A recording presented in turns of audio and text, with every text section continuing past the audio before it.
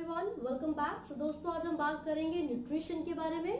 Class 10 का chapter number 6 यानी कि लाइफ प्रोसेस, इसकी जो इंट्रोडक्शन वाली वीडियो है मैं ऑलरेडी अपलोड कर चुकी हूँ और आज हम न्यूट्रिशन के बारे में बात करेंगे। तो सबसे पहले हम डिफाइन लिख लेते हैं, न्यूट्रिशन है क्या। जिन स्टूडेंट्स ने प्रीवियस वीडियो देखी है वो ऑलरेडी जानते हैं, उनको इसका जो ओवरव्यू है वो पता है। तो न्यूट्रिशन क्या है? It is the mode of intake of food. Food को इनटेक करने का जो तरीका है, जो मोड है, उसको हम कहते हैं nutrition. Now what is the use of food? हमें नीड क्या है, फूड की जरूरत क्या है? भाई एनर्जी चाहिए हम लोगों को अपनी मेटाबॉलिकल एक्टिविटीज को परफॉर्म करने के लिए। बॉडी में जितने भी रिएक्शंस हो रहे हैं उन सभी के लिए हमें एनर्जी की जरूरत है। तो वो एनर्जी हमें कहाँ से मिलेगी? फूड से मिलेगी, राइट। तो न्यूट्रिशन क्या है? It is the mode of intake of food,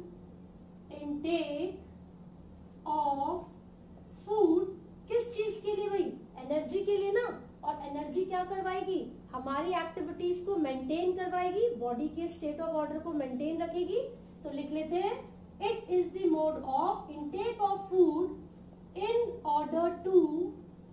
order to maintain the state of body या फिर the state of living organism. ठीक है, maintain the state of body. और इन सब चीजों में क्या क्या इंक्लूडेड होगा?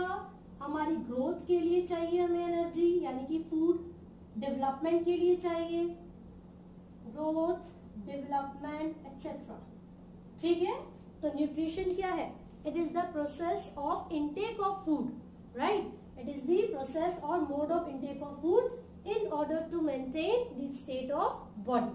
हमारी बॉडी की ग्रोथ के लिए, डेवलपमेंट के लिए और बाकी एक्टिविटीज को परफॉर्म करने के लिए फूड की जरूरत होगी। अब आप देखोगे अलग अलग ऑर्गेनिजम्स फूड को अलग अलग तरीके से इंटेक करेंगे। जैसे कि कोई सिंपल ऑर्गेनिज्म है, एक यूनिसेल्युलर मतलब सिंगल सेल, तो उसको फूड को इंटेक करने के लिए बहुत ज्यादा हार्ड वर्क नहीं करना पड़ रहा है, कोई एक कॉम्प्लेक्स सिस्टम नहीं है उसकी बॉडी में। तो हो सकता है कि वो अपनी पूरी बॉडी के सरफेस का इस्तेमाल करे और फूड को इंटेक कर ले, राइट।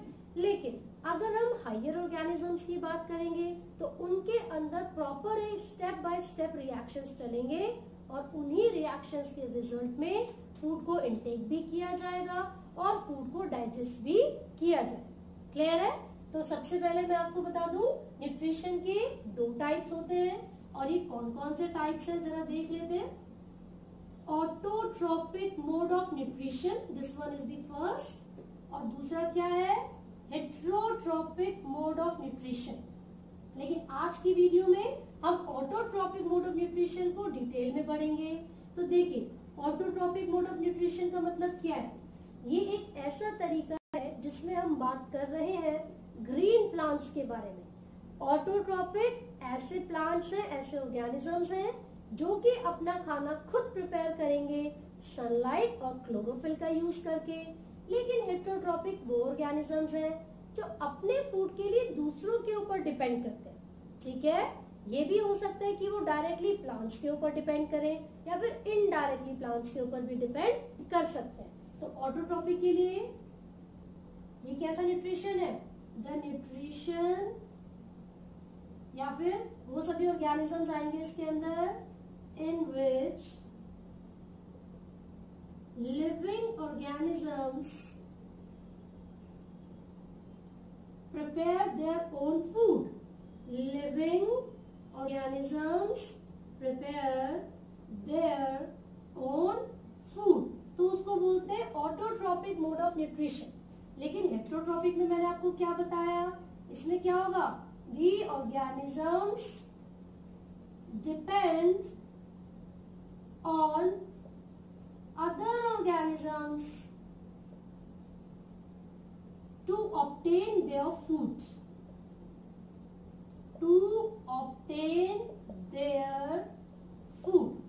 क्लियर है? अब देखिए, यहाँ पर हम एग्जाम्पल से पहले मैं आपको ये बता दूं कि ऑटोट्रोपिक मोड ऑफ न्यूट्रिशन में फोटोसिंथेटिक ऑर्गेनिजम्स हो सकते हैं। फोटोसिंथेटिक का मतलब होगा ऐसे ऑर्गेनिजम्स जो कि सनलाइट के प्रेजेंस में अपना फूड बनाएंगे। और ये केमोसिंथेटिक भी हो सकते हैं। केमो का मतलब होता है केमिकल, तो ऐसे ऑर्गेनिजम्स जो केमिकल का यूज करके एनर्जी को ऑब्टेन करें। ठीक है, तो photosynthetic in the presence of sunlight, the organisms prepare their own food in the presence of sunlight। तो इसका एग्जाम्पल क्या ले सकते हैं हम? Green plants. Example green plants. ठीक है, ऐसा क्यों है? वो सनलाइट के प्रेजेंस में खाना क्यों बना सकते हैं? What do they have? They have chlorophyll pigment. ठीक है, कीमोसिंथेटिक का मतलब क्या होगा? ये ऐसे ऑर्गेनिजम्स हैं जो कि केमिकल के प्रेजेंस में अपना फूड ऑब्टेन करेंगे या अपनी एनर्जी को ऑब्टेन करेंगे। तो हम लिख रहे हैं in the presence of chemicals. अब इसका एग्जाम्पल क्या हो सकता है? यहाँ पर आप एग्जाम्पल ले सकते हो blue green algae. Basically cyanobacteria कहते हैं इसको, ब्लू ग्रीन एल्गी या फिर सल्फर बैक्टीरिया। सल्फर बैक्टीरिया ये अलग अलग केमिकल्स का यूज करेंगे और अपनी एनर्जी को ऑब्टेन करेंगे। तो ऑटोट्रॉपिक मोड ऑफ न्यूट्रिशन में हमने यहाँ पर दो पार्ट्स देखे हैं। This is photosynthetic, this is chemo. Photosynthesis का मतलब है कि ऐसे ऑर्गेनिजम्स जो कि सनलाइट के प्रेजेंस में अपना फूड ऑब्टेन करेंगे, और कीमोसिंथेटिक का मतलब है ऐसे ऑर्गेनिजम्स जो कि केमिकल के प्रेजेंस में अपना फूड ऑब्टेन करते हैं। हेट्रोट्रॉपिक को मैं डिस्कस नहीं करूंगी डिटेल में, लेकिन मैं आपको एग्जांपल बता रही हूँ। इसमें ह्यूमंस आ सकते हैं, बैक्टीरिया आ सकते हैं, है ना, और भी बहुत सारे एग्जांपल्स आप इसके अंदर पढ़ोगे जब हम हेट्रोट्रॉपिक मोड ऑफ न्यूट्रिशन को डिटेल में डिस्कस करें। राइट, तो अभी हम ऑटोट्रॉपिक मोड ऑफ न्यूट्रिशन की बात करेंगे और उसके अंदर भी फोटोसिंथेटिक पढ़ेंगे। केमोसिंथेटिक में सिर्फ आपको इन एग्जांपल्स को याद करने की जरूरत है, और साथ ही साथ ये याद रखिए कि ये जो ब्लू ग्रीन एल्गी है वो नाइट्रोजन फिक्सेशन करती है, नाइट्रोजन फिक्सेशन। एंड ये जो नाइट्रोजन फिक्सेशन का प्रोसेस होगा, इसी का यूज करके वो एनर्जी को ऑब्टेन करेंगे। ठीक है, चलिए, तो फोटोसिंथेटिक मोड ऑफ न्यूट्रिशन क्या होता है इसका मतलब? तो अभी पढ़ा। फोटोसिंथेसिस का मतलब क्या है? फोटोसिंथेसिस का मतलब है सनलाइट की प्रेजेंस में फूड की फॉर्मेशन करना। कौन करेगा? Green plants. तो हम यहाँ पर लिख लेते हैं ऑटोट्रॉपिक न्यूट्रिशन, है ना। चलिए, तो एग्जाम्पल में we are discussing about green plants. Green आप लगा लेना, ठीक है। तो देखो बेसिकली क्या होता है, ग्रीन प्लांट्स कैसे फूड को ऑब्टेन करेंगे? एटमॉस्फेयर में से कार्बन डाइऑक्साइड को और वाटर को एब्जॉर्ब करते हैं। एटमॉस्फेयर से कुछ इनऑर्गेनिक सब्सटेंसेस को और ऑर्गेनिक सब्सटेंसेस को ऑब्टेन करेंगे, और उसके रिजल्ट में कार्बोहाइड्रेट्स यानी कि शुगर की फॉर्मेशन करते हैं। क्यों? ताकि उनको एनर्जी मिल सके। तो ग्रीन प्लांट्स यहाँ पर मैं बताऊंगी कैसे ऑब्टेन करते हैं। पहले आप एक स्ट्रक्चर देखिए, ये लीफ है। प्लांट्स के अंदर फूड की फॉर्मेशन कहाँ होती है? लीफ में। प्लांट्स के अंदर फूड की फॉर्मेशन का जो प्रोसेस है उसको क्या कहते हैं? फोटोसिंथेसिस। फोटोसिंथेसिस। फोटोसिंथेसिस कहाँ चलेगा? लीफ में चलेगा। लीफ के सरफेस पर क्या होते हैं? स्टोमेटा होते हैं। अब ये स्टोमेटा क्या है? These are minute pores. Stomata leaf के सरफेस पर कुछ छोटे छोटे पोर, छेद होते हैं, जो कि एक्सचेंज ऑफ गैसेस भी करवाएंगे, वाटर की मूवमेंट भी करवाते हैं और वाटर का लॉस भी करवाएंगे। ठीक है, मैं यहाँ पर आपको स्टोमेटा का स्ट्रक्चर बना के दिखा देती हूँ। तो यहाँ पर आप देखोगे ये बीन शेप स्ट्रक्चर आपको दिख रहा है, ये कहलाते हैं guard cells. These are guard cells। ठीक है, इनके अंदर प्रेजेंट है क्लोरोप्लास्ट। ये क्या बनाया है मैंने? These are chloroplast. तो लेबल कर रहे हैं हम साथ साथ। अब क्लोरोप्लास्ट कहाँ से आ गए भाई? इसका फंक्शन क्या है? क्लोरोप्लास्ट एक ऐसा स्ट्रक्चर है जो कि कैरी करता है क्लोरोफिल पिगमेंट को। किसको कैरी करेगा? क्लोरोफिल पिगमेंट को।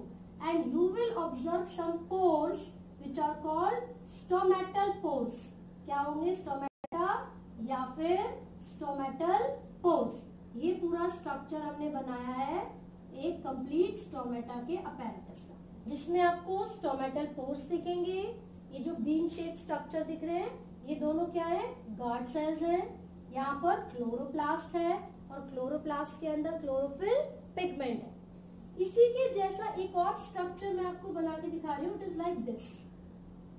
यहाँ पर बहुत ही कम स्पेस था, यहाँ थोड़ा सा ज्यादा मैंने स्पेस दिया हुआ है। लेकिन इससे क्या मतलब है? ये क्या रिप्रेजेंट कर रहा है भाई?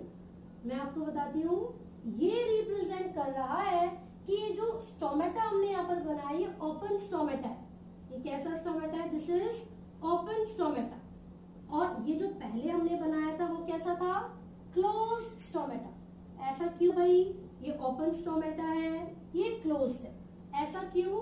ऐसा इसलिए होता है क्योंकि जब गार्ड सेल्स के अंदर वाटर की एंट्री होगी, जब गार्ड सेल्स के अंदर वाटर की एंट्री होगी तो गार्ड सेल्स स्वेल कर जाते हैं। तो वाटर एंट्री ले रहा है, water enters and guard cells swell up. Guard cells क्या कर जाते हैं? स्वेल कर जाते हैं। लेकिन इस वाले डायग्राम में क्या रिप्रेजेंट किया जा रहा है?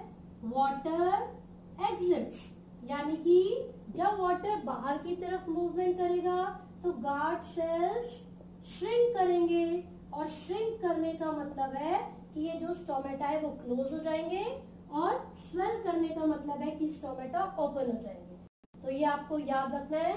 ये बेसिक स्ट्रक्चर हमने पढ़ा है स्टोमेटा का, या फिर इसको स्टोमेटल अपैरेटस भी कहा जाता है। क्या फंक्शन है स्टोमेटा का? सबसे पहले मैं यहाँ पर बता देती हूँ। Exchange of gases. भाई सबसे पहला काम है गैसेस को एक्सचेंज करना। कौन कौन सी gases? O2 and CO2, oxygen and carbon dioxide. दूसरा, ये करते हैं ट्रांसपिरेशन। अब ये ट्रांसपिरेशन क्या होगा? ट्रांसपिरेशन का मतलब है loss of water, loss of water from the surface of leaves, from the surface of leaves. तो लीव्स के सरफेस से जो वाटर का लॉस होता है उसको ट्रांसपिरेशन कहा जाएगा। किसके थ्रू हो रहा है? स्टोमेटा के थ्रू। तो उसका मतलब है कि दो बेसिक फंक्शंस हमने इसके पढ़ लिए, है ना। तो जब फोटोसिंथेसिस होती है, जब सनलाइट को एब्जॉर्ब किया जाता है, वो कौन करेगा? क्लोरोफिल करेगी। फिर उस सनलाइट को एब्जॉर्ब करके आगे CO2 और H2O को जोड़ दिया जाता है, तभी तो ग्लूकोज बनेगा। शुगर की फॉर्मेशन तो तभी होगी। कैसे होगा? अब हम पढ़ेंगे फोटोसिंथेसिस को, ठीक है। चलिए, ये मैं अब कर रही हूँ, आप स्क्रीनशॉट ले सकते हो या फिर एक बार अच्छे से ऑब्जर्व कर सकते हो, ठीक है। Close and open stomata. चलो, फंक्शंस भी पता चल गए हैं और डायग्राम भी हमें पता चल गया। अब हम देख रहे हैं कि जब स्टोमेटा ने क्या किया था? CO2 को इनटेक किया था। तो वो जो CO2 होती है, carbon dioxide, when it combines with water यानी कि H2O, तो वो किसकी फॉर्मेशन करेगी और ये किसकी प्रेजेंस में होगा? ये होता है सनलाइट एंड क्लोरोफिल की प्रेजेंस में। तो सनलाइट एंड क्लोरोफिल की प्रेजेंस में ये जो CO2 और H2 है, H2O, ये रिएक्ट करते हैं और किसकी फॉर्मेशन करेंगे? C6H12O6 प्लस O2, और साथ में क्या होगा यहाँ पर? क्या मतलब क्या कुछ रिलीज होगा, या हम यूज कर लेते हैं एनर्जी को। कुछ चीज बना रहे तो एनर्जी का यूज होगा, तो हम यहाँ पर ब्रैकेट में एनर्जी भी लिखेंगे, ठीक है। प्लस एनर्जी का यूज हुआ था, उसके रिजल्ट में हमें मिल गया ग्लूकोज। ग्लूकोज क्या होती है? एक शुगर। शुगर यानी कि कार्बोहाइड्रेट। शुगर का मतलब क्या है? कार्बोहाइड्रेट। अब आपसे दो तरीके के क्वेश्चंस पूछेंगे। क्या क्या क्वेश्चंस हैं? पहला, what are the raw materials for photosynthesis? किन किन चीजों की जरूरत थी फोटोसिंथेसिस करने के लिए? तो लिख लेते हैं जरा रॉ मटेरियल्स क्या क्या है।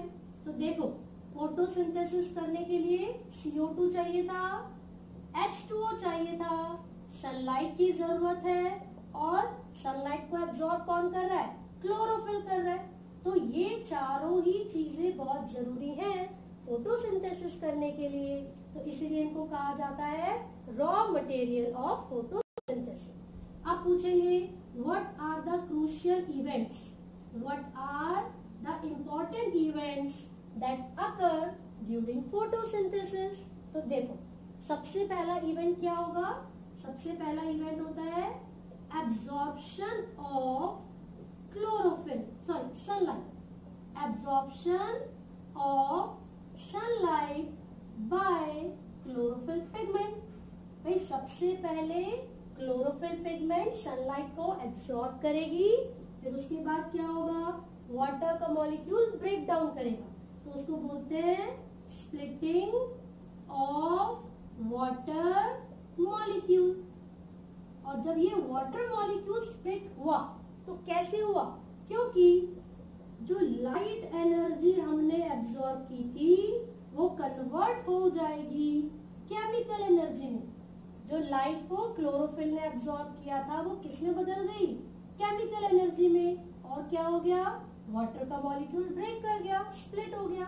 तो यहाँ पर अगर देखो ये वाटर का मॉलिक्यूल ब्रेक करेगा तो हमें हाइड्रोजन भी मिलेगा और ऑक्सीजन भी मिलेगा, है ना। बेसिकली ये H2 और O2 को रिलीज करेगा। तो ये हाइड्रोजन और ये ऑक्सीजन करेंगे क्या? ये हाइड्रोजन जाकर कार्बन डाइऑक्साइड के साथ जुड़ेगा, जिसको कहा जाता है कि रिडक्शन ऑफ CO2 हो गया। रिडक्शन का मतलब क्या है? रिड्यूस होना, मतलब एडिशन ऑफ हाइड्रोजन। तो थर्ड और इम्पोर्टेंट स्टेप क्या है? Reduction of carbon dioxide CO2 to produce carbohydrates यानी कि शुगर। तो कार्बोहाइड्रेट यानी कि ग्लूकोज को प्रोड्यूस करने के लिए एंड ऑक्सीजन गैस को प्रोड्यूस कर दिया गया।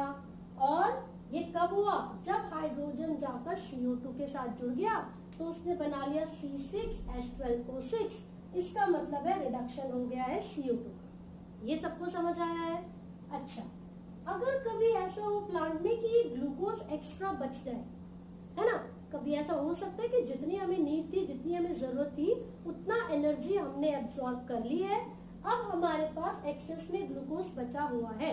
सो इन केस ऑफ प्लांट्स जो इमीडिएटली यूज नहीं होता है ग्लूकोज, उसको स्टोर कर लिया जाता है in the form of starch.